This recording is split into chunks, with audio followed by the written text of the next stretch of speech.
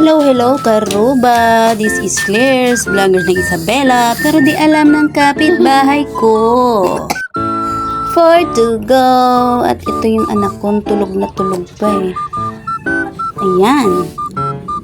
Wala pang suklayan dyan guys. Inaantok pa ako. Wala pang hilamos. Kumukuha pala ako ng damit ng anak ko.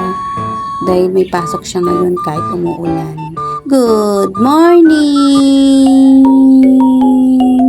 Kagigising din ng anak ko. Nagtitimpla na ako ng kape.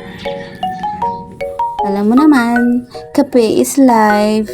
Hindi kompleto ang araw ko pag walang kape. Dahil nga umuulan, yung asawa ko sobrang sipag. Matagag. Proud lang pa ako sa asawa ko dahil nauuna pa siyang nagigising sa akin para magluto. Di wow! Proud na proud ako sa lalaking tumutulong sa gawaing bahay. Kahit hindi mo sabihin, talagang nagkukusa siya. Yan yung lalaking talagang mapaproud ka.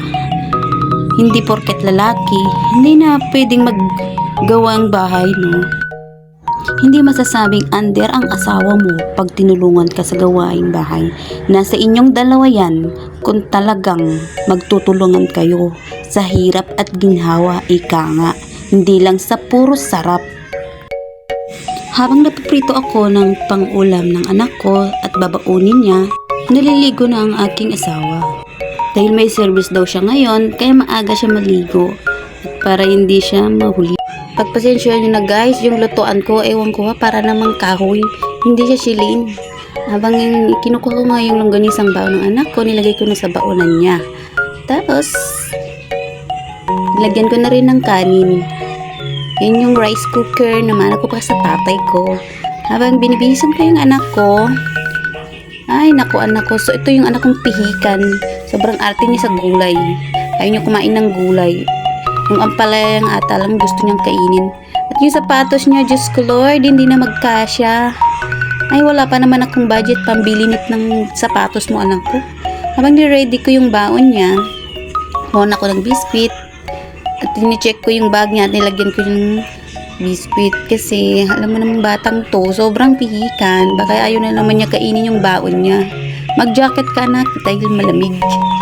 Sabi ko, hindi ko muna siya pinaliguan dahil umuulan nga. At sabi niya, may pasok daw ngayon. Mag-aral ka mabuti na, ingat sa school, may patakbo-takbo ka pa. Pagkaalis ng anak ko, niready ko naman yung mga labahan ko. Diyos ko Lord, yung labahan ko, sandamakmak na naman. Salamat naman to sa washing na to dahil ang laking tulong niya sa akin. Habang tinatanggal ko yung damit sa washing, bumalik si Josawa ko. Kinuha niya yung lona daw. O, ingat sa pagbibiyahe, mahal. I love you.